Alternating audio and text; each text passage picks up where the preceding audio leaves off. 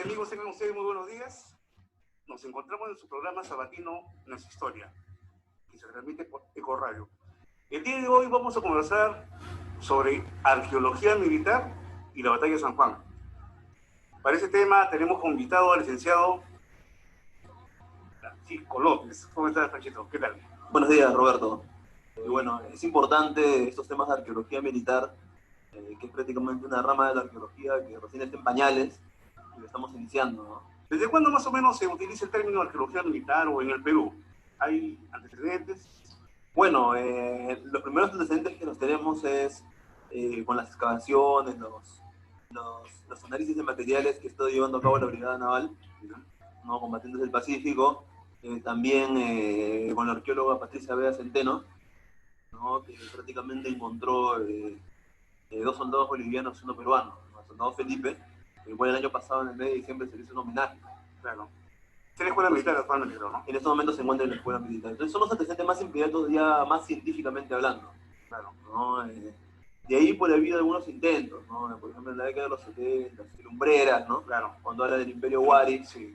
¿No? De los orígenes del Estado en el Perú. Claro, ¿no? Sin embargo, hay una crítica a Lumbreras, ¿no?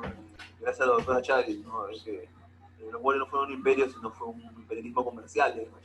Claro. Pero hay muchas críticas, ¿no? Cuestiones de términos que no se manejan bien. Mira, pero hablando más propiamente dicho, es la Brigada Naval y la doctora, la magíster, perdón, Patricia Vega Centeno, las cuales son iniciando. Claro, la arqueología militar, ¿no? Yo recuerdo que cuando estuve estudiando en la Universidad de San Marcos, mi profesor Valdemar Espinosa, un gran historiador, él habló sobre, ¿tú recuerdas la leyenda, pues, ¿no? los hermanos Ayer, Macocapa, Mamahoyo, que salen del lago Titicaca, ¿no? Entonces, él demuestra, nos dio varios libros sobre arqueología, en donde se plasma que los incas salen de la isla del Sol en el lago Titicaca, bueno, salen en balsas, ¿no? Y ya llegan pues al Cusco, pero poco a poco son oleadas que van saliendo. Pero él dice que ellos, o sea que la arqueología demostró que los incas fueron invadidos por otras etnias del sur. ¿Sabías eso? O sea, tiene asidero histórico esta leyenda, ¿no? Esta leyenda. Claro, exacto, ¿no? Así como se llama, lo más importante de estas cosas es de que la arqueología militar, una parte metodológica muy importante de la arqueología militar es que especialmente en las épocas de las crónicas y en las épocas contemporáneas, sí, es que nos sirve mucho de fuente, una fuente muy importante es la historia. Claro. La historia militar. Sí. O sea, prácticamente para este caso la historia militar es un matrimonio, ¿no? Entre la historia militar y la arqueología militar. Claro. ¿No? O sea, la arqueología militar en estos momentos, después de la guerra del Pacífico, las cuestiones de los incas, no es nada sin la fuente histórica militar. Claro. Y efectivamente, ¿no? La historia militar, para comprobar los hechos, los acontecimientos encontrados en los documentos, se vale mucho también de la arqueología militar, ¿no? Claro. Yo me acuerdo que también cuando estudiamos en la universidad que teníamos bastante, no controversia, ¿no? Decíamos, no, la arqueología es ciencia social de la historia. Y los arqueólogos decían, no, la historia es ciencia social de la historia. Sí, claro, esa controversia, pero ¿no? realmente es se burlen, ¿no? Claro, eso depende de la situación, ¿no? Claro. Por ejemplo, creo que la etapa de las crónicas de los incas, ¿no? Hacia arriba, sí, hasta la época actual incluso, ¿no? De la arqueología militar del siglo XX, ¿no? Es importantísimo, ¿no? La fuente histórica, ¿no? Claro. Es la matriz, ¿no? Sin dogmatizarla, porque a veces la realidad te demuestra cosas que no son, ¿no? Claro. ¿No? Pero de la época de los incas, cuando no había crónicas hacia atrás, sí, ya la arqueología tiene que estar sola. Yeah. Y es un poco, ¿cómo se llama? Un poco más complejo, es un poco más difícil, porque por lo menos con la fuente histórica te dicen las rutas, los hechos, algunas claro, cosas que no encuentras en la parte material. Sí. Por eso es un poco más complejo. Dime, ¿y la arqueología militar en qué se basa? O sea, ¿cuáles son sus fuentes principales? Bueno, la arqueología militar tiene las fuentes generales de la arqueología, ¿no? Que son todas las evidencias materiales, ¿no? Que son fuentes muebles y fuentes inmuebles. Pero la arqueología militar específicamente, ¿no? en la fuente mueble, se basa en lo que son la balística, los armamentos, los cañones que vamos a estar utilizando en la batalla de San Juan. Explícanos, por favor, qué son fuentes muebles y qué son fuentes inmuebles. Exacto, ¿no? Las fuentes muebles son todos aquellos bienes que se pueden mover, ¿no? Por ejemplo, una Glock, una pistola Glock, sí, tú lo puedes mover, trasladar de un lugar a otro, ¿no? En cambio, la fuente inmueble vienen a ser, por ejemplo, en la Edad Media las fortalezas que construían, ¿no? O en el caso de una línea de batalla construida en base a arquitectura, ¿no? Una línea defensiva construida en base a Por arquitectura, ejemplo, los las reductos de Miraflores, trincheras, ¿no? los reductos de Miraflores, en la cual pasaba la línea defensiva de San Juan, que después vamos a hablar sobre eso, Claro. ¿no? Los reductos de Miraflores, etcétera, ¿no? Sí, y como ciencia auxiliar Bájale, algo, sí, y como ciencia auxiliar algo, Y bueno, las ciencias auxiliares en sí, sí, la historia militar no es ciencia auxiliar porque viene a ser una fuente de la arqueología militar, ¿no? La historia militar viene a ser la fuente de la arqueología militar. Pero si hablamos de ciencias auxiliares, hablamos de casi todas las ciencias auxiliares de la arqueología, como son la cartografía, la topografía, ¿no? La geometría incluso, ¿no? Baja de volumen, ¿no? Etcétera. Y muy aparte de eso, también viene a ser la parte de la ingeniería militar, ¿no? Que es algo de que un arqueólogo militar, si quiere saber arqueología militar, va a ser muy importante que estudie un poco de técnicas de ingeniería militar, ¿no? De material de guerra, ¿no? Pero físicamente material de guerra de los siglos XIX y XX, para esos casos, ¿no? Claro, si estamos hablando, ¿no?, de arqueología militar y republicana, sí, ¿no? Arqueología militar del Ejército del Perú. Dime, cuando hablamos sobre defensa de Lima, que es el tema específico, bueno, tenemos que entender que para la defensa de Lima, el dictador Nicolás de Pirola prácticamente planifica él solo, ¿no? Dos líneas de batalla. Una natural que va del Morro Solar hasta Rosario Pamplona, actualmente Pista Nueva, Benavides, ¿no? Esa zona. Y los reductos que van desde el Hotel Marrio más o menos hasta el trébol de la... Y por ahí también está la segunda línea de iglesias, ¿no? Claro. Ajá. Esa línea ya fue como una, ya prácticamente estaban replegándose, ¿no? Sí. No es muy sí. considerada, ¿no? Aunque bueno, en el momento lo tocamos, pero aunque siempre se habla que Iglesias es el héroe del Morro, ¿no? La parte de arriba. Ajá, este héroe del Morro. ¿Qué nos puedes hablar tú sobre la defensa de Lima, más o menos? O sea, arqueológicamente, ¿qué es lo que se ha encontrado? ¿Hay vestigios actuales en Lima? Primero hablemos de la parte geográfica, ¿no? Siempre bueno partir de eso, ¿no? Como sabemos, la batalla puede ser dividida en tres escenarios importantes, ¿no? Primero, el campo de batalla. Claro, ¿no? Ya. Primero lo que es Villa, San Juan, perdón. Lo que es San Juan, disculpen. San Juan, ¿no? San Juan y Villa, lo podríamos decir, ¿no? San Juan. Segundo, lo que viene a ser el Morro, que es importantísimo, ¿no? Es muy similar a lo que pasó en Arica. Sí, claro. Parecido, ¿no? No igual exactamente parecido. Ahí filmaron pues la película de su amigo Alviján. Ajá. Esa es una parte. Por la Chira, ¿no? Por la Chira. Y tercero, lo que viene a ser ya la Villa de Chorrillos, ¿no? Esa es la parte importante en lo que viene a ser la batalla de San Juan, ¿no? Y luego ya viene lo que es la batalla de Miraflores, que es un tema aparte. Claro. ¿No? Entonces, ahora vamos a lo siguiente, ¿no? Villa, Pampas de San Juan, ya, esos son los tres escenarios principales, ¿no? Pero si hablamos actualmente un poco describiendo lo que viene a ser el teatro de operaciones, claro, en términos militares, ¿no? La Villa, las Pampas de San Juan, que van hacia Santa Teresa, ¿no? El Cerro Malcavilca, el Morro Solar y el pueblo de Chorrillos, ¿no? Sí. Que viene nomás como teatro de operaciones, ¿no? Esa batalla de San Juan prácticamente duró 8 horas. Sí. Fue una batalla, ¿no?, de que comenzó desde la madrugada. Sí, 4:30. Sí, 4:30, ¿no? Pero el teatro de ópera, la parte más importante que es considerada históricamente es la defensa del Morro, que es lo que nosotros queremos estudiar más a profundidad, ¿no? ¿Por qué es importante la defensa del Morro, ¿no? Bueno, antes de empezar con eso, ¿no? El Morro es un conjunto de cerros que se ubican en el distrito de Chorrillos, ¿no? Sí. El Morro Solar, ¿no? Claro. Actualmente se ubica el planetario, sí, donde hay un pequeño museo donde hay muestras de la cultura Ishma, que hablamos en otras entrevistas, ¿no? Sí. Y algunas partes de la Guerra del Pacífico, ¿no? Tenemos el Cristo del Pacífico, sí, ¿no? Y tenemos el Monumento al Soldado Desconocido, sí, que es dedicado a aquellos soldados que combatieron en la Guerra del Pacífico y que no están en documentos, ¿no? Que no están en documentos. Y por ahí también tenemos algunas cuestiones más, ¿no? Las antenas, ¿no? Y esas cuestiones un poco más ya... y atrás está la Chira. Ajá, ya, pero este bien, ¿no? Abajo están las playas, ¿no? De Herradura, sí, más al norte, ¿no? De Herradura, Punta de Tol, sí, y la Chira, claro. La playa de la Chira donde fue filmada la película de Khan, ¿no?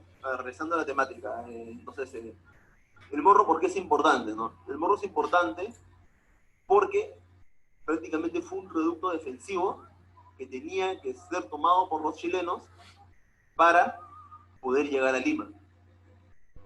Entonces fue prácticamente lo muy importante, fue una batalla decisiva, aunque del Morro se atrincheró Iglesias, ¿no? Pero fue muy decisivo, porque en momentos de que los chilenos ocupan el Morro, y tienen una mejor vista, sí, del teatro de operaciones, sí, pueden ya ocupar para que quizá más adelante puedan desembarcar más barcos, no sé, sí, lo que iba a pasar en ese momento, ¿no? Y después los estudios históricos dicen otra cosa, ¿no? Entonces, hablemos un poco de la parte geográfica, Claro, ¿no? Más sí. geológica, ¿no? Analizando un poco el material, hablando ya un poco de arqueología propiamente dicho, ¿no? El Morro tiene 3 tipos de roca, ¿no? Que son muy conocidas, ¿no? El primer tipo de roca del Morro, y hoy vamos a ver por qué es importante hablar de estos tipos de roca, ¿no? Es importante para las excavaciones, ¿no? Las rocas ígneas, ¿no? Las rocas ígneas se forman cuando en un proceso geológico la lava hirviendo, el magma, no se solidifica directamente, ¿no? De ahí vienen las rocas metamórficas, ¿no? Que vienen por combinación de otras rocas. Y luego vienen las rocas sedimentarias que forman sedimentos, ¿no? Por ejemplo, los huaicos que han habido traen sedimentos, ¿no? En el momento que se juntan todos esos sedimentos forman este tipo de rocas sedimentarias. Bueno, es importante ver la parte geológica, ¿no? Entonces el Morro está constituido por esos tipos de rocas y de tierras. Entonces, eso quiere decir de que el Morro tiene una geografía muy particular, propiamente hablando, ¿no? A través de la cual unos ejércitos, especialmente los ejércitos como del siglo XIX, ¿no? Que utilizaban estrategias napoleónicas, tenían que, ¿cómo se llama?, que tener en consideración el estudio del terreno, ¿no? El estudio de ese teatro de operaciones, ¿no? Bueno, en ese Morro, históricamente hablando, tiene ocupación desde la época de los pre-incas, de los Ishma. ¿No? Hay una ocupación Ishma, ¿no? Hay algunos montículos arqueológicos, creo que fueron estudiados por el doctor Lumbreras, me parece. Y luego ya hay ocupación durante ya la guerra con Chile, ¿no? Es un campo de batalla, propiamente dicho, ¿no? ¿Qué más podemos hablar? A ver, respecto, por ejemplo, me está planteando lo del Morro, ¿no? Pero cuando uno hace excavaciones arqueológicas militares, es importante, por ejemplo, partir desde la marcha del campamento enemigo. Ellos salen de Turín, avanzan por Pachacamac, prácticamente hacen toda la Panamericana Sur. Y ellos, y hay lugares que son arenales actualmente que no están invadidos y organizados. Sería importante hacer una excavación por esa zona, porque ellos, tengo entendido que sus jefes empiezan o sea, que ellos parten del campamento de Turín a eso, el día anterior, a las 6 de la tarde, se demoran, claro, prácticamente más de 10 horas, pero lo que sucede es que ellos en el camino van dejando armamento, algunas balas. Exacto. Porque muchos pesos están yendo por la arena. Yo justo tengo un mapa de Delepiani, claro, ¿no? De historia militar. En esa época, teniente coronel de caballería, ¿no? Claro. ¿No? Carlos Delepiani, ¿no? Prácticamente este libro es la Biblia de los militares, ¿no? Claro. ¿No? Y también de la historia militar para el caso de la guerra del Pacífico, ¿no? Y de histórico general, ¿no? Entonces, toda esa parte de San Juan, ¿no? Incluso no solamente de San Juan, ¿no? Sino vamos a partir desde más atrás, ¿no? Desde Chilca, claro, Chilca se enmarcas, ¿no? Es necesario hacer una mega prospección de todo ese terreno, que hasta ahora no se ha hecho, ¿no? No se figuran en los documentos, en los planos, en los mapas, como podemos ver acá. Se va en sí al campo de batalla nada más, donde fue el entrenamiento, pero no antecedentes. Claro. ¿No? Entonces, ahí justo va el matrimonio que te decía entre la arqueología militar y la historia militar, ¿no? O sea, la historia militar, que te muestra los mapas, ¿no? En base a las fuentes, ¿no? Tantos orales, ¿no? Como las fuentes de manuscritos, ¿no? De documentales, ¿no? Sin embargo, ¿cuál sería el trabajo de la arqueología militar en este lado, ¿no? Sería recorrer todos esos puntos, ¿no? Que se mencionan en los planos, ¿no? A través de un procedimiento de prospección. ¿Qué significa eso? Ajá, ya, la prospección arqueológica, en este caso prospección arqueológica militar, viene a ser el reconocimiento del terreno, ¿no? Lo militar se decía peinar la zona. Ya, vamos a peinar la zona, ¿no? Pues se hace mediante varios procedimientos, ¿no? Militarmente en un campo debe ser procedimientos de inteligencia, ¿no? En este caso serían procedimientos académicos, claro, ¿no? Por ejemplo, primero reconocer los puntos, ¿no? A través del mapa, ¿no? Y fijarlos con un GPS, ¿no? Hay tecnologías de punta, ¿no? Claro. También se pueden usar detectores de metales. ¿Para qué? Para ver las muestras de balística, ¿no? O de botones, o de materiales con metales, ¿no? Y un buen registro fotográfico del terreno, claro, ¿no? Hacer un análisis, ¿no? Y elaborar planos, ¿no? Hacer programas AutoCAD o los programas actuales que se manejan, ¿no? Ese viene a ser el reconocimiento del terreno, ¿no? O sea, claro. El objetivo principal de la prospección arqueológica es reconocer el terreno, hacer un reconocimiento superficial de todo el terreno. Hay y una contrastar, foto, ¿no? Hay una foto, contrastar los planos con la realidad. Hay una foto de ellos cuando desembarcan en Urayacu, una caleta. Y se ve la foto que están, bueno, muchos de ellos un campamento, y atrás se ve el cerro, una silueta. Y eso, uno va hasta ahorita y ve también, o sea, la misma geografía. Pero yo recuerdo que hemos ido con unos amigos y él fue con su detector de metales y empezó a sacar un montón de clavos. Clavos que eran donde ellos traían sus balas. O sea, las cajas, ¿no? Las cajas con sus clavos y un montón de clavos sacó. Inclusive balas, sí, claro, sí, y todavía hay bastante. O sea, lo que sucede es que, como te digo, para hacer este tipo de trabajo hay que tener conocimiento, ¿no? Y con mapas y leer bastante, ¿no? Ahora, justo hablamos de cines del siglo XIX, ¿no? Hablamos del siglo XIX y había fotografías. Claro. Entonces el registro, el análisis fotográfico, ¿no? No solamente era fotográfico, ¿no? Sino fotográfico, ¿no? El terreno es muy importante, ¿no? Bueno, tenemos un gran amigo, Renzo Babilonia, ¿no? Un gran coleccionista de fotos de la guerra, ¿no? Y también un trabajo interdisciplinario. Eso podría ser, por ejemplo, una ciencia auxiliar de la arqueología militar. No solamente de la ciencia, sino de la arqueología militar. Sí, ¿no? Esas fotos sirven, ¿no? Ya como el terreno en esa época, ¿no? Más o menos tú ubicas, ¿no? La foto queda por ahí, ¿no? Sí. Te ubicas más rápido, ¿no? Claro. Te dan tu punto GPS, ¿no? Lo que ves en el plano. Y más la fotografía, ya tienes una mejor visualización de la realidad, de lo que sucedió en ese momento. Claro. Es muy importante, ¿no? O sea, la arqueología militar tiene muchas ciencias auxiliares, ¿no? Desde la topografía hasta cuestiones incluso de análisis de vestimentas, análisis, ¿no? De indumentaria. Sí, ¿no? Incluso se analizan hasta los juegos, ¿no?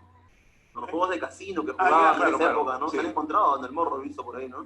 Yeah. Los juegos de casino que jugaban, ¿no? Guay, no me acuerdo cómo se llama el juego, ¿no? Sí. Guay, ¿no? Jugaban también, ¿no? Todo analiza la arqueología, no solamente analiza la estrategia militar, ni cómo se desarrolló el combate, ¿no? Las batallas, perdón, claro. ¿No? También analiza cómo se llama el modus vivendi, ¿no? De los soldados, ¿no? Sí. Qué es lo que comían, sí. Cómo se vestían, ¿no? Claro. Todo prácticamente. Entonces, inclusive la extracción, ¿no? ¿De dónde procedían, no? También ahí. Claro, de dónde procedían, ¿no? Sí. Dime, respecto al armamento. Justo vamos a lo más importante, ¿no? Justo te he hecho un pequeño cuadrito para resumir, ¿no? Primero vamos a hacer los frentes de batalla, ¿no? El primer frente estaba comandado por el presidente, dictador, como le quieran llamar, ¿no? Dictador Nicolás de Piérola, ¿no? Que de defender es una crítica fuerte, ¿no? Nicolás de Piérola, ¿no? ¿No? Y su jefe de Estado Mayor era el Pedro Silva Gil, ¿no? Sí. Y por el otro lado, los chilenos están comandados, como sabemos, por Baquedano, ¿no? Manuel Baquedano, muy conocido. Ahora, en el lado peruano estaba dividido en 4 cuerpos, sí. Mientras que el lado chileno estaba dividido en 3 divisiones, perdón, y una reserva. Sí. ¿No? El primer cuerpo en el lado peruano, en el frente de batalla peruano, estaba dirigido por Miguel Iglesias, ¿no? Sí. El defensor del Morro. Claro. ¿No? Justo el tema que está tratando últimamente, ¿no? Esta semana viendo esto, ¿no? No, el segundo cuerpo estaba dirigido por Belisario Suárez, el tercero por Pastor Dávila y el cuarto por el Grupo de los Andes, Andrés Avelino Cáceres. Sí. Por el lado chileno, las 3 divisiones estaban dirigidas de la siguiente manera, ¿no? La primera división estaba dirigida por Patricio Lynch, que viene por el mar, por la playa. Exacto, ¿no? La segunda por Emilio Sotomayor y la tercera por Pedro Lagos. Y la reserva que tenían estaba dirigido por Arístides Martínez, ¿no? Ahora, el frente de batalla peruano estaba dirigido por 20.000 soldados. Sí. Y el frente de batalla chileno estaba dirigido por algo más de 23.000 soldados. Aparentemente la diferencia no es mucha, claro. Pero también hay diferencias cualitativas, ¿no? Claro. No, los soldados chilenos estaban más especializados, tenían más cancha. En cambio, muchos soldados peruanos estaban improvisando, algunos ni siquiera eran soldados, ¿no? Así venían de provincia. Claro, o sea, no tenían mucha experiencia en batalla. Entonces, cuantitativamente no había mucha diferencia, pero cualitativamente sí había una diferencia abismal. El armamento, por ejemplo. Claro. Primero hablemos de la cualificación de los soldados, ¿no? De la experiencia en batalla, ¿no? Ahora en el armamento. El armamento ya es otro andar, ¿no? Aparentemente en el armamento nosotros teníamos más cañones. Por ejemplo, los peruanos teníamos 135 cañones, mientras que los chilenos 80. Sí. Pero ahora veamos la calidad del armamento, ¿no? Claro. ¿No? Generalmente lo que hizo el gobierno peruano en esa época, como ya no había tiempo para traer armamentos, trajo a un inglés, White. ¿No? Sí. El inglés White empezó a fabricar cañones acá mismo en Perú, sí. ¿No? En este mismo lugar, ¿no? Y eran cañones que tenían poca calidad, ¿no? Era un cañón rayado de retrocarga, ¿no? Fabricados acá en Perú. Entonces fueron fabricados 80 cañones, Y esos cañones solamente en todo el mundo fueron utilizados durante la Guerra del Pacífico en ese momento. Nada más, en los 80. O sea, nunca hubo una continuidad en la construcción y se vendieron en otros lados, nada. Fueron utilizados solamente en ese contexto, nada más. Fueron fabricados 80 cañones para ese contexto, ¿no? Era calibre 55, ¿no? Eran cañones de calibre 55. Y las municiones, la única ventaja de ese cañón, ¿no? Es que él podía tener varios tipos de municiones. Te ponen todas las municiones que tú quieras, claro, ¿no? Hasta balas civiles. Era una ventaja.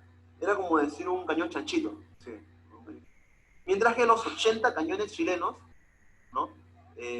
Estaban principalmente constituidos por 74 Krupp. No sé cómo se pronuncia bien, ¿no? Es de origen alemán, ¿no? Lo vamos a deletrear ya para que la gente pueda escribir, ¿no? K de kilo, ¿no? R, U, P, P. Sí, ¿no?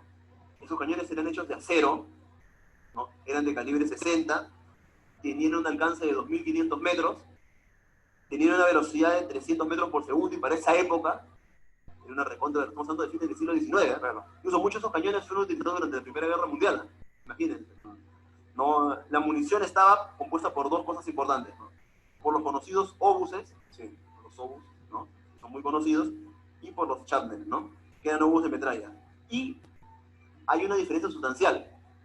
Mientras los cañones guay de los peruanos, de nosotros, de nuestro ejército, peruanos, no tenían carga explosiva, los cañones de los chilenos tenían explosivo, tenían carga explosiva. O imagínate, soldados con poca experiencia van atacando y les cae un cañón con explosivo, imagínate cuántas bajas habrían.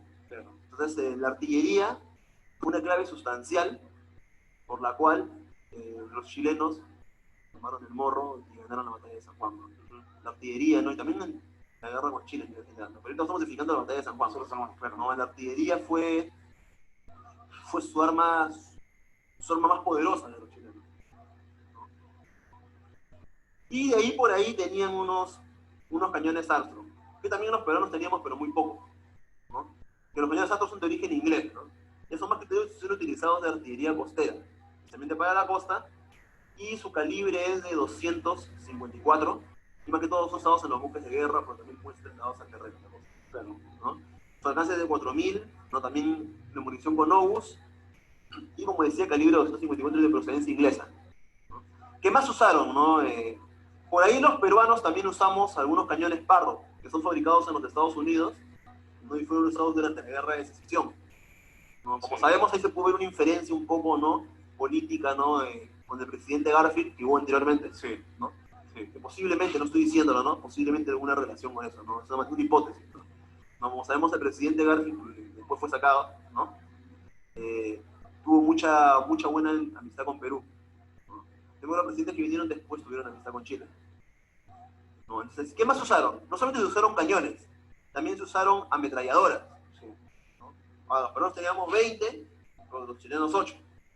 No, pues las ametralladoras de los chilenos eran mucho más potentes y más prácticas que las ametralladoras peruanas, pero ¿no? Cualitativamente estaban mejor, ¿no? Los peruanos usamos las ametralladoras Nordenfeld, que eran de procedencia inglesa, ¿no? Que tenían un cargador de 140 balas. El cargador tenía 140 balas y tenían entre 2 y 12 cañones. Entre 2 y 12 cañones. ¿No? Y su calibre tiene dos tipos de calibre, ¿no? Los calibres de 8 mm, ¿no? Y los calibres de 25 mm. Mientras que los chilenos tenían ametralladoras Gatling, ¿no?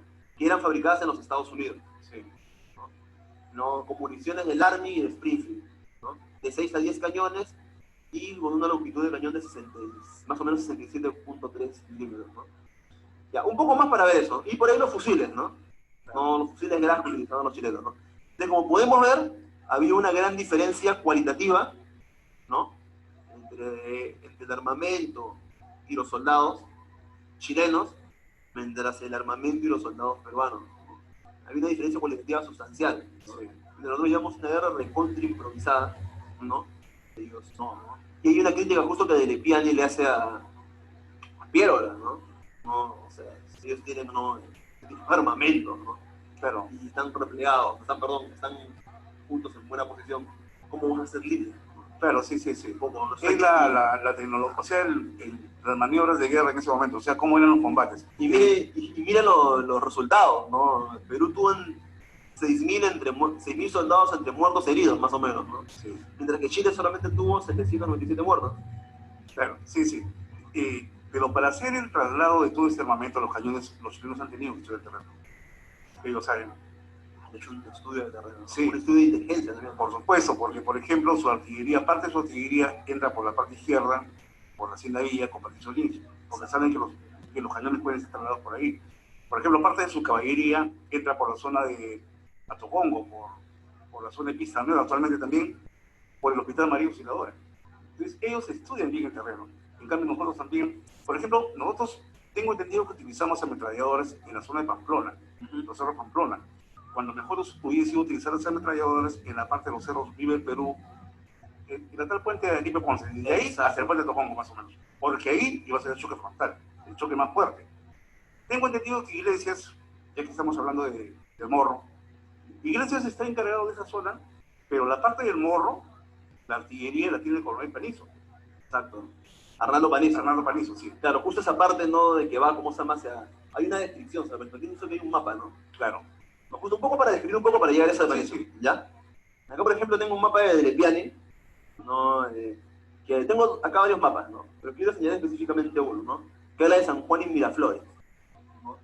No hubieron, ¿cómo se llama? Según la estrategia previamente hecha por Nicolás de Piedra, ¿no? Se hicieron dos grandes líneas defensivas, ¿no? La primera línea, la línea de San Juan, pasa justo por encima de los productos de Miraflores. Parte desde la parte sur de la playa de la Chira, Sí. hasta, pasando por Santa Teresa hasta para llegar un poco más allá, ¿no? Tiene más o menos como 40 kilómetros, 47, ya no tengo la cifra exacta, ¿no? Más o menos, pero es grande, es una gran línea. Claro, la línea de defensa de San Juan. Ajá, la de San Juan. Es prácticamente hasta, o sea, del morro solar, donde están las antenas, viene toda Parte la de zona la China, de abajo. Claro, viene hasta, o sea, la zona donde está ahorita el puente de Felipe Ponce, Pasa por Santa Teresa. ¿Sí? claro, ese es Santa Teresa, vienen los cerros de Vive el Perú, por los cerros zigzag, que está acá por el puente de Tocongo, Exacto. sigue por donde están actuales en todos tus metros, Pista Nueva, y prácticamente hay un sector, bueno, que no se utilizó el Cerro del Pino, pero para la batalla de San Juan la defensa principal fue hasta los cerros Pamplona, que son 5 cerros. Lo que pasa es que la gente confunde el cerro Pamplona, pero son 5 cerros Son Pamplona. 5 cerros Pamplona, Claro, pero sí. igual como el Morro, no piensan que es un solo Sí, cerro, pero no. igual lo mismo pasa con el Morro, ¿no? Claro, como te digo, ¿no? Dime una cosa, entrando quizás ya en sí a la batalla, en el sector de la Chira, ¿hubo enfrentamiento?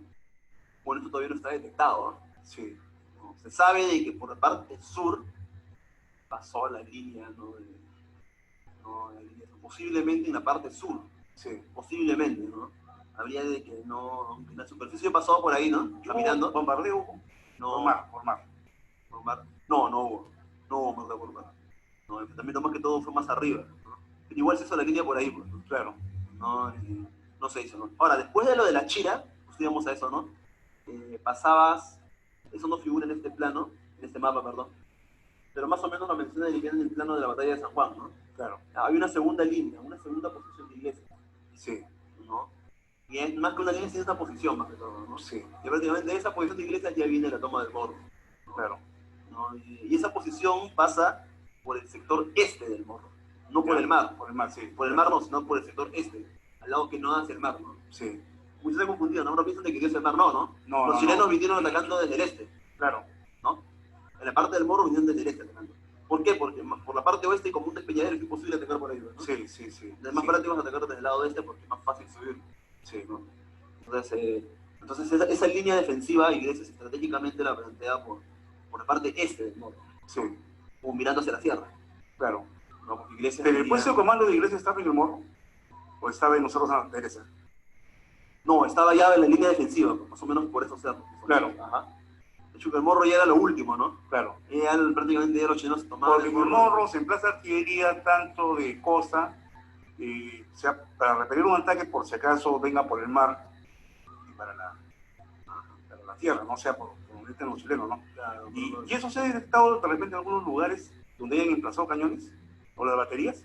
habría que hacer un trabajo de campo, Claro. ¿no? Hasta ahora no hay un trabajo de campo que vea, ¿no? Por ejemplo, yo sugiero, ¿no? A manera de sugerencia, ¿no? Claro. Que si alguien quiere hacer un proyecto de investigación arqueológica militar, ¿no? En lo que viene a ser la batalla de San Juan, Claro. ¿no? Lo primero que tiene que hacer es, primero, como uno de sus objetivos principales, ¿no? Detectar la línea defensiva de San Juan, Sí, ¿no? Y efectivamente va a ser fácil porque va a seguir los reductos de Miraflores. claro. ¿Me entiendes? No, sí, Ah, ya me viste. sí, sí. No, los reductos de Miraflores, ¿no? Luego, que es lo más difícil,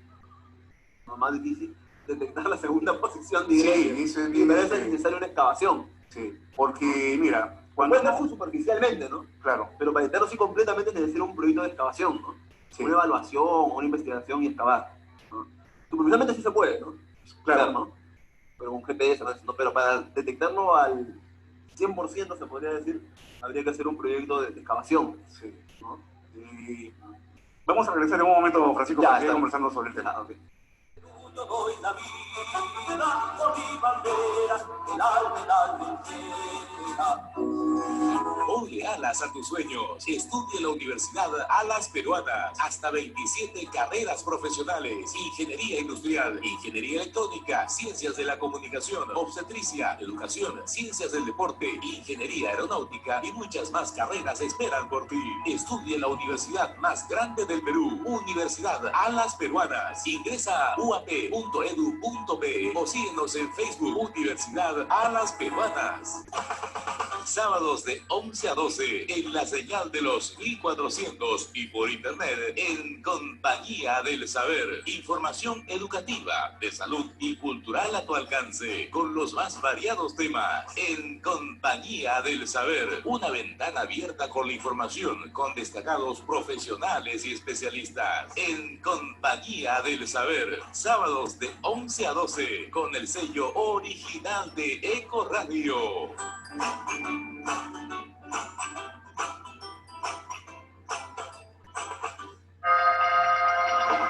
Amigo miembro de nuestras gloriosas Fuerzas Armadas, la cooperativa Alas Peruanas ofrece una gama de préstamos a bajísimos intereses. También contamos con servicios de hospedaje en sus hostales, Granada y Virreyes, beneficio de previsión social, colegios, institutos, convenio con instituciones de prestigio, CEPRE-UAP y la Universidad Alas Peruanas, a nivel nacional y su modalidad a distancia. ¿Aún no eres socio? ¿Qué estás esperando? Ven e inscríbete y goza de nuestros servicios y beneficios. Visítanos, Girón Pachacútec 2052, Jesús María, a media cuadra de la esquina Salaverry y San Felipe, y en provincias con nuestros delegados a nivel nacional. Visita nuestra página web www.alaspe.pe. Este y todos los sábados de 1 a 2 de la tarde en los 1400 AM de Eco Radio. Sintoniza Pisándola, una forma diferente de sentir el fútbol, con un estilo irreverente, casual y espontáneo, con la conducción de Claudio Uridia y Alex Elías. Los chicos de la web ya están en la radio. Pisándola, porque la conocemos, la pisamos. Haz la diferencia. En el mundo entero, las carreras técnicas abren muchas más puertas al futuro que has soñado. El Instituto Superior Alas Peruanas te ofrece la mejor educación con la menor inversión. Administración, contabilidad, marketing e informática con los mejores profesores. Aulas implementadas con equipos de última generación y la más alta calidad académica. Sin examen de admisión. Instituto Superior Alas Peruanas. Calle Antequera 110, altura de la cuadra 29 de la avenida Arequipa. Instituto Superior Alas Peruanas. Vive una nueva experiencia educativa.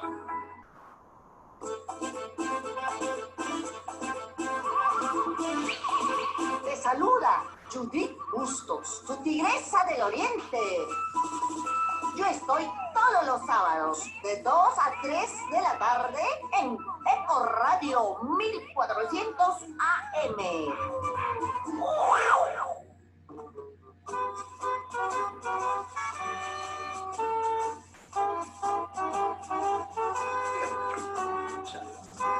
Bueno, estamos volviendo con el programa y quisiera, antes de Francisco, si me permites, enviar un saludo a unos amigos que constantemente nos siguen, ¿no? Y nos comentan en el Facebook, y muy agradecidos a nuestros amigos de Libros de Colección.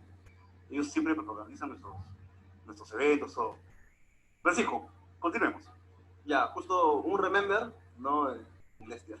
Un remember de todo lo que hemos estado hablando, ¿no? De lo último, más que todo, ¿no? Claro. Ya como decíamos, ¿no? en la batalla de San Juan, ¿no?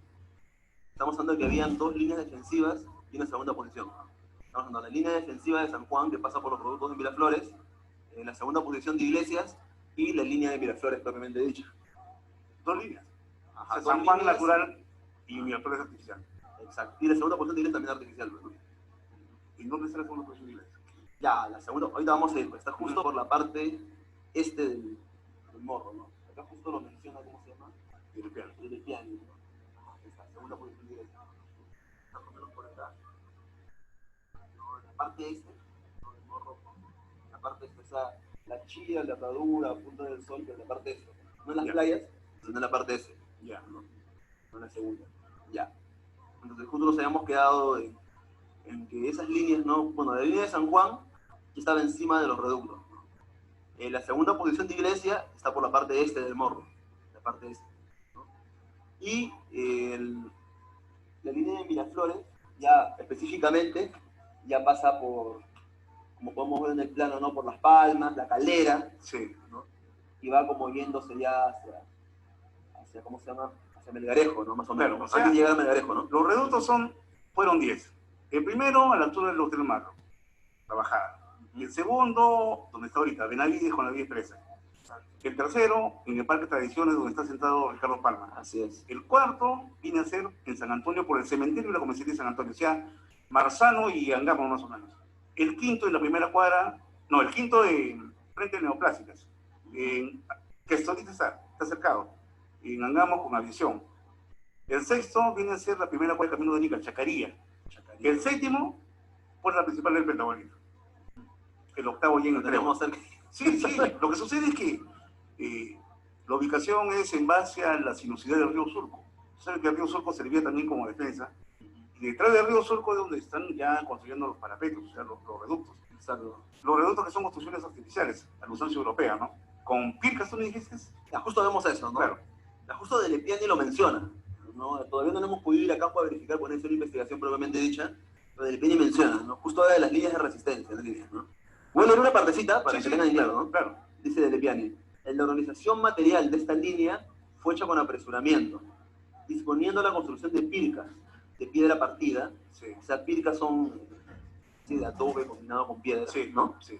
Con piedras, ¿no? Continuadas por zanjas cavadas en la arena.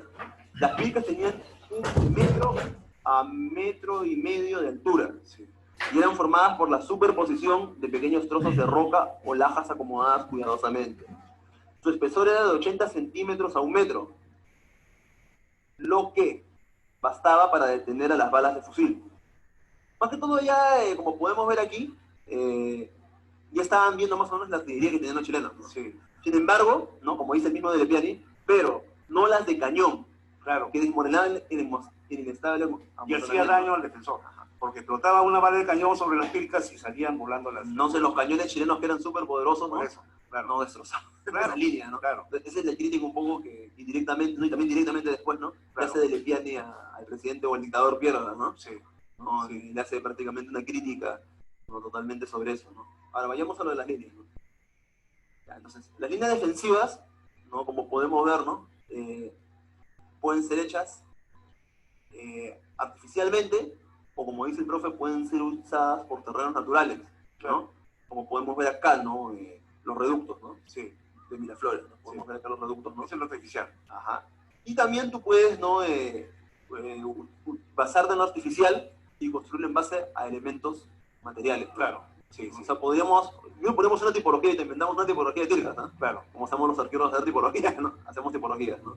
Vamos a dividirlas en las siguientes, ¿no? Primero,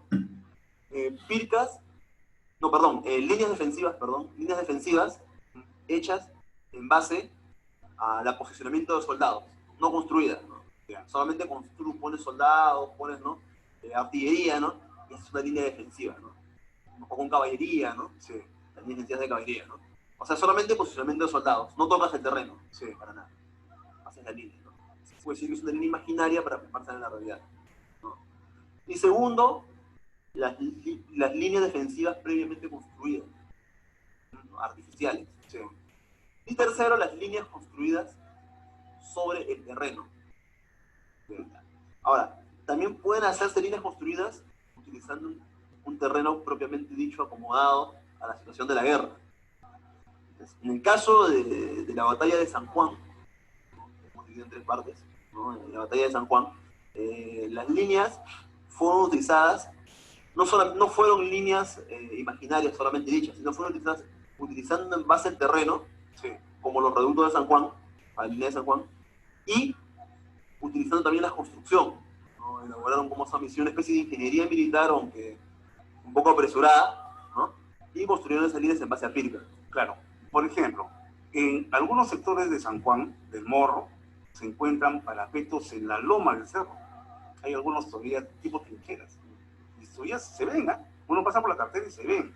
Lo que hacer es un trabajo de campo, o sea, no Claro, registrar, igual. identificar, ¿no? Te explico, por ejemplo, cuando Arnaldo Panizo sube la artillería, Digamos, al Morro, él pide apoyo a los bomberos, por ejemplo. Los bomberos lo ayudan. Y la bajada del... Hay un homenaje a los bomberos, ¿no? En la Claro, bomba gigante, ¿no? y del Morro, cuando uno observa, se pone para la parte de la cancha de los muertos, el cementerio, el antiguo cementerio, hay unas paredes. Al costado de esas paredes hay unos eslabones, y Panizo dice que con esas cadenas, ahí, en base a esos eslabones, él sube su artillería. O sea, hay todavía vestigios ahí. Eso hay que estudiarlo, porque por ahí suben la artillería. Hay bastantes cosas, ¿no? Que Sí. lamentablemente sería bueno, ¿no? De que no Es que es todo un equipo, es un Ajá. proyecto de investigación, ¿no? O sea, Entonces, es dinero. Si no es el Estado, la empresa privada, ¿no? Claro. Hacer proyectos de investigación. Porque ¿no? eso del Morro, por ejemplo, Eso debería fomentar también las Fuerzas Armadas, ¿no? en el sentido en que el trabajo de campo es importante, asimilación, por ejemplo, de arqueólogos a la vida rastrense, ¿no? Porque es importante, y eso es nuestra historia, ¿no? Ahora, la parte, por ejemplo, de la Chira, bueno, la visión del defensor peruano era que por esa zona quizás no podían desembarcar porque el mar es muy bravo, muy picado, y aparte que se estrellan los botes contra las rocas. Sin embargo, envían al batallón Guardia Peruana, dirigido por el coronel Pedro Alcócer, para que defienda la zona de la Chira.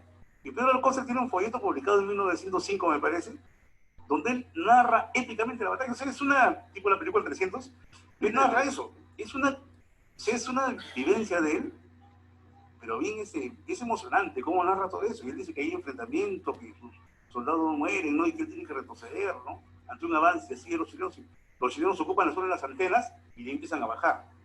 O sea, pero, como te digo, no critico la lectura, no solo es de Lespiani, que también hay que ver las memorias de sobrevivientes de San Juan. Y muchos testimonios que se encuentran en archivos de sobrevivientes. Son fuentes primarias, Claro. claramente dichas, ¿no? Leí que cuando ya está copado el Morro, hay un sector de soldados que no pueden combatir ya ante la supremacía de la mayoría de los enemigos, y muchos se avientan por la zona de la herradura, se avientan al mar. Y otro sector viene por el Salto de Fraile, bajan por ahí por el Salto de Fraile y se van al malecón de Chorrillos. Sí, ya han combatido en San Juan, en el Morro, están bajando por el sector de Chorrillos y viene un pelotón de caballería enemigo. Y dice que se agarran ellas a hablar con todo y ellos no pueden, ¿no? Tienen que aventarse nuevamente a la zona de Agua Dulce. Y de ahí salen a Miraflores. O sea, esos testimonios son importantes, también te grafican algo, ¿no? De la existencia de malecón de Chorrillos, ¿no? Tomados como partes de batalla, ¿no? Claro. Como anécdotas, ¿no? Es que lamentablemente los partes de batalla pues se los llevaron ellos mismos, porque los enemigos se llevaron parte de batalla. También sería bueno leer también a Viguna Maquena, ¿no? Sí, ¿no? Que quizá de repente hay otros historiadores chilenos que quizá esos partes que se han llevado hacen investigación, ¿no? sí. ¿Sabes cuál es básico para esta lectura? Que, bueno, no me gusta recomendar porque para mí es, bueno, chilena. Hay que Pero- leer al enemigo, Sí, la colección lo básico de la inteligencia. Pascual Ahumada Moreno. Pascual Ahumada Moreno publica los partes de los batallones chilenos en la batalla de San Juan y en Miraflores. Y eso es importante porque ellos se dicen, ¿no? Entramos por tal morrito defendido por 500 cholos. Matamos a... Es que ellos saben que sí, sí, ¿no? Matamos acá a 500 indios. Así, y que los encontramos con la lengua afuera, que los tasajeamos, todo. Ellos hablan así en su parte. Pero te explican paso a paso las zonas geográficas, cómo van avanzando. Quizá es lo importante de la labor académica, ¿no? O sea, cuando tú haces un trabajo académico, eso es Claro. mucho más de entrevista, ¿no? Claro, No puedes formar parte de ningún bando. por ¿no? supuesto. Por más de que tú seas... Claro. Tienes que tener una visión neutral, más o menos, Sí, ¿no? sí. Por más de que tú te identifiques, tu parte Por personal, ¿no? supuesto, ¿no? uno tiene que leer también. No, claro, ¿no? La parte personal es importante, ¿no? Sí. Pero también tienes que ¿no? Ver la perspectiva del otro. Sí. ¿no? Ellos, ¿por qué Y ver utilizan por qué ganó, caballería? ¿no? Claro. ¿Por qué Así utilizan es por qué caballería en ganó tal el otro. sector? Porque saben por dónde Patricio Lins entra a luchar en San Juan. ¿Por qué? Por la playa. Porque la playa puede contener, ¿no?, el cañón. En cambio, la zona de la arena se hunde. ¿Por qué utilizan caballería por la zona de Pista Nueva, por ejemplo? Tú sabes que Pista Nueva es una zona, Pista Nueva que es vieja, ¿no? Sí, el nombre nomás tiene. Claro. Es una zona apta para la caballería. Por ahí pueden maniobrar los caballos. Entonces, es trabajo de campo que uno tiene que seguir haciendo siempre, ¿no? Y como te dije, ¿no? Uno tiene que leer también, claro, los documentos, ¿no? En ese momento del enemigo. No, acá no se alienta, pues, un conflicto, ¿no? Pero sí explica la historia. No, claro, aparte es un conflicto que sucedió hace muchos años. ¿No? Sí, entonces, pero claro, es importante eso porque, como te digo, ¿no? Para reconstruir Defensa de Lima, es importante los partes oficiales que ellos publican. Son muchos partes. Y ahí te dan una visión, ¿no? Salimos del campamento de Lorín a tal hora. Entramos a tal morrito. A las 4:30 de la mañana hubo una bengala. Es bien importante y comparar porque nosotros no tenemos parte de guerra. Es el único de Pedro Silva, sobre la Defensa de Lima, ¿no? Que está en la Biblioteca Nacional y publicado por el libro de la Comisión Permanente de Historia, la Defensa de Lima. Pero respecto, por ejemplo, de esa parte oficial, ubicación, por ejemplo, de los cañones para la Defensa de Lima, el ingeniero Grieve lo hace, ¿no? Claro. En ese libro, ¿no? De Historia de la Artillería, creo que es. Exacto. Y ahí está la posición de cada cañón, en qué lugar estaba. O sea, eso también es importante. Lamentablemente, actualmente, todo está invadido, ¿no? Todo está invadido. La única zona virgen que se puede más o menos ver es, como tú dices, ¿no? La zona de la Chira, la parte de las antenas, la Calavera, que se llama la zona principal. Y entonces, ya hay vestigios, se encuentran vestigios, pero lo principal es investigar. Respecto a San Juan, Francisco y el Morro, ¿qué conversamos sobre eso? ¿O lo había hecho Ríos? Ya, justo vamos a lo de eso, ¿no? Pero antes una pequeña reflexión, ¿no? Justo claro. Te dejo terminar. Ya. Mira, es importante en este aspecto algo muy importante, ¿no? Algo que hay que resaltar con mucho cuidado, ¿no? La parte de las metodologías de la investigación. Por supuesto. 5 minutos y 5 del otro. Ya, no hay tiempo, ¿no? Ya. Sí, No, ya, algo rápido, ¿no? Como sabemos, han habido a lo largo de la historia dos enfoques importantes de la investigación, ¿no? El enfoque cuantitativo y el enfoque cualitativo, ¿no? El enfoque cuantitativo se basa en la estadística, datos fríos, documentos, ¿no? Sí. Y el investigador, ¿no? Fue una posición neutral. Claro, ¿no? El enfoque cualitativo es su antónimo, ¿no? Sí. Se basa en modos de vida, ¿no? En entrevistas, en cuestiones como se llama sentimentales, ¿no? En puntos de vista, ¿no? Sí. Entonces el enfoque cualitativo es lo contrario del enfoque cuantitativo. Sin embargo, actualmente, ¿no? Están saliendo lo que son los enfoques mixtos, ¿no? Se han juntado la parte cualitativa con la parte cuantitativa. Sí. Entonces es importantísimo, como tú dices, los partes. Sí. ¿No? Los partes da el aspecto cualitativo, ¿no? Del aspecto cualitativo a lo que viene a ser la investigación tanto histórica como arqueológica militar, ¿no? Es importante los partes, los testimonios, ¿no? Para que así haya una investigación más completa. Claro. No hay uno que tiene que ver, ¿no? Las partes sentimentales, ¿no? Las partes ideológicas, son importantes, pero uno responde tal como piensa esa persona, ¿no? Tal como lo piensan esos testigos, esos testimonios, ¿no? Sí. Es importante, ¿no? Uno tendría que ponerse en la posición de soldar ese momento, ¿no? Por ejemplo, ¿no? Para que pueda calar mejor, ¿no? Un ejemplo práctico, ¿no? Por ejemplo, yo quiero investigar sobre cómo esa chica de ahí es atractiva. Una investigación, ¿no? ¿Por qué las chicas con tales características son recontra atractivas? Una investigación sobre eso, ¿no? Para que puedan entenderlo mejor, ¿no? Si yo una investigación cuantitativa, ¿qué voy a hacer, no? Voy a revisar bibliografía, ¿no? Sobre todo las chicas atractivas que hay, ¿cómo se llama? En esa zona, ¿no? O a nivel general, ¿no? Luego voy a hacer un cuadro estadístico, ¿no? Y voy a hacer unas encuestas, ¿no? A todas las personas que les impacta esa chica atractiva, ¿no? Les voy a encuestar, ¿no? ¿Te impacta? ¿Por qué? Por eso yo hago encuestas estandarizadas, y hago mi poder estadístico y sale mi informe de investigación, ¿no? ¿No? Claro.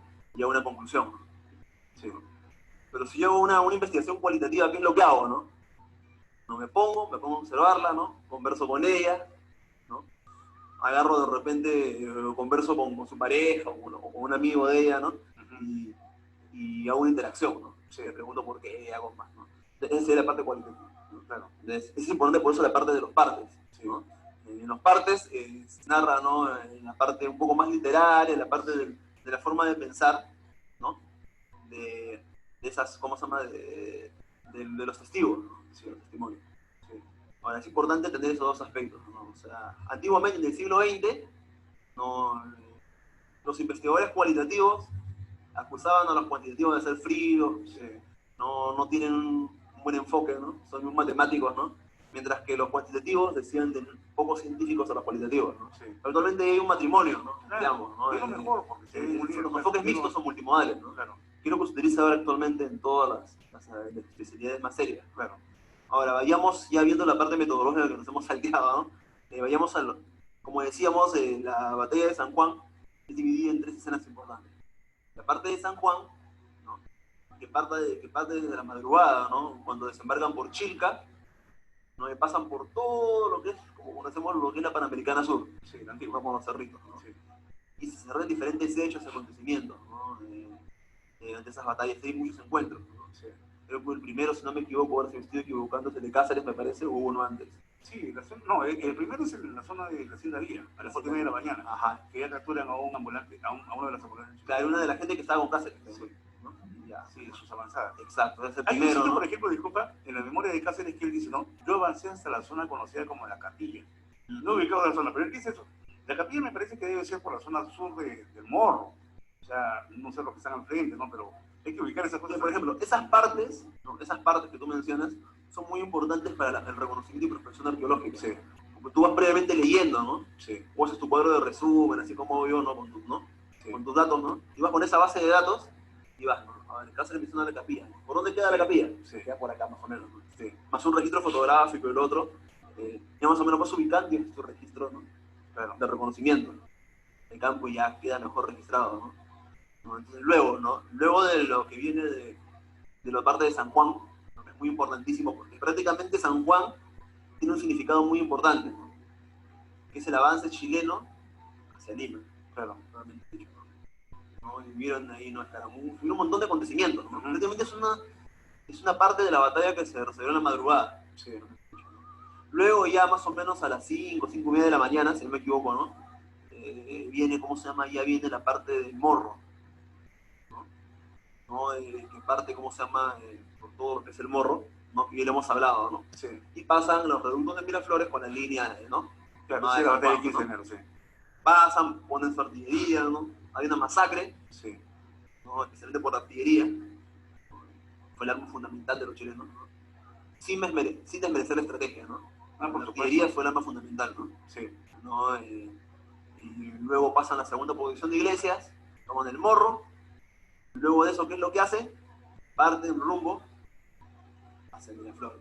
sí. Ellos ubican su cuartel general en la escuela de clases, ¿no? En la actual ciudad. Gracias, ajá. Luego intentan hacer un acuerdo, Sí, ¿no? Y luego del acuerdo ya se están preparando para la siguiente batalla. sí, porque están avanzando ya. que Están viene a avanzando. ser, ajá, la batalla de Miraflores. Claro. Ellos están en negociaciones, pero están avanzando así. Dime, respecto a David Chorrillos, ¿hay datos, documentos, de repente algo de arqueología? ¿O ya no se puede tampoco? Habría que investigar más. Claro, Hasta ahora, arqueológicamente, se puede decir de que, bueno, yo no he encontrado nada, ¿no? Puede haber, no sé, ¿no? Pero yo no he encontrado nada. No cometí ningún error. Yo no he encontrado nada arqueológicamente, ¿no? Pero habría de hacer un proceso de investigación más profundo, sí.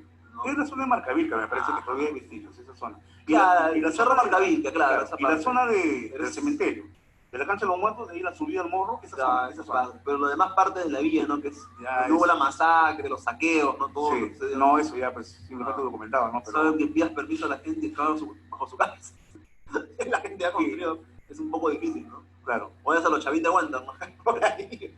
Y vas encontrando cosas, ¿no? Pero es un poco difícil porque es propiedad privada, pero ¿no? claro. Inclusive en la zona de la herradura, Malecón, ¿no? Es que es zona de batalla, hubo batalla, o el teatro de operaciones, mejor dicho, ¿no?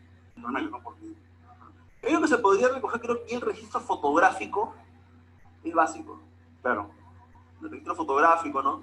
O incluso casas donde han sido vendidas o van a hacer construcciones, ¿no? Ahí se le puede decir, ¿no? Por ejemplo, una inmobiliaria que hace un edificio ahí, ¿no? claro, Aprovecha, ¿no? claro. El Ministerio de Cultura, ¿no? Señor, Sí. usted no puede construir porque tiene que ser un monitoreo arqueológico.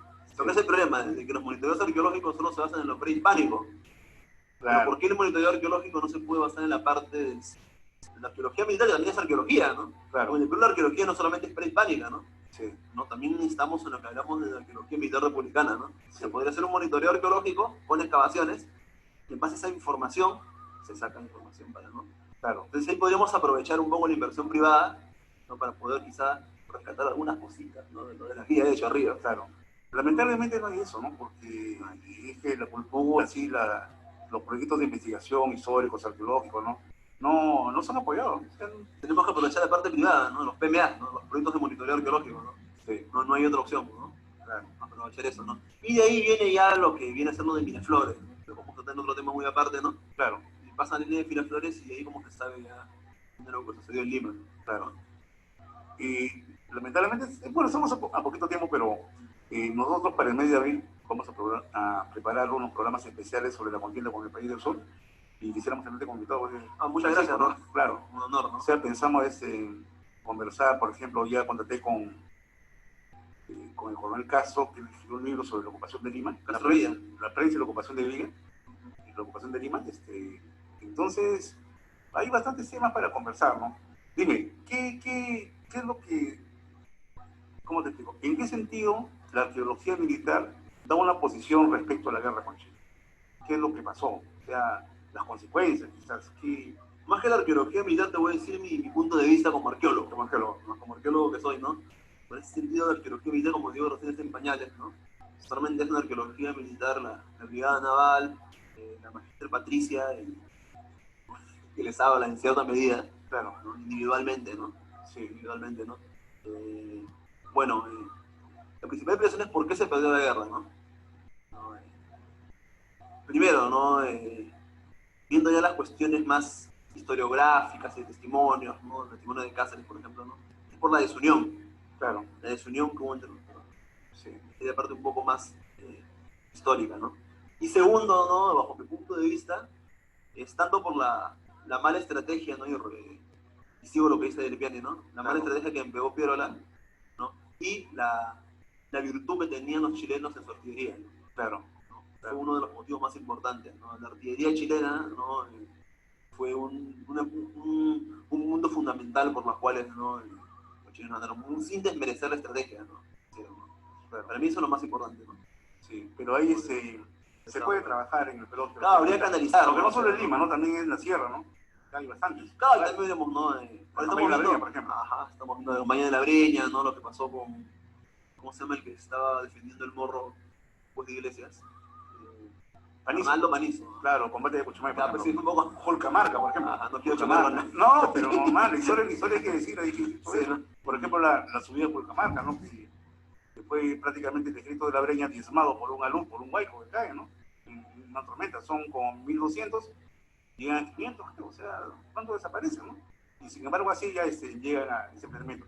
Bueno, siempre agradeciendo tu presencia, Francisco, muchas gracias, y a los amigos que nos siguen, que nos ubiquen para que ellos propongan temas también a través del Facebook, ¿no? Roberto Mendoza Policarpio, o al teléfono 990-544-296. ¿Tú, Panchito, que algún teléfono? Bueno, voy a hacer mi contacto, ¿no? Claro, porque hay personas centrales de monitoreo, claro, ¿no? Alguien claro. que quiera apoyar con la arqueología militar en una colaboración, Sí, ¿no? sí. No, es 962-378366. 962-378366. Claro. No, el arqueólogo Francisco López. Claro.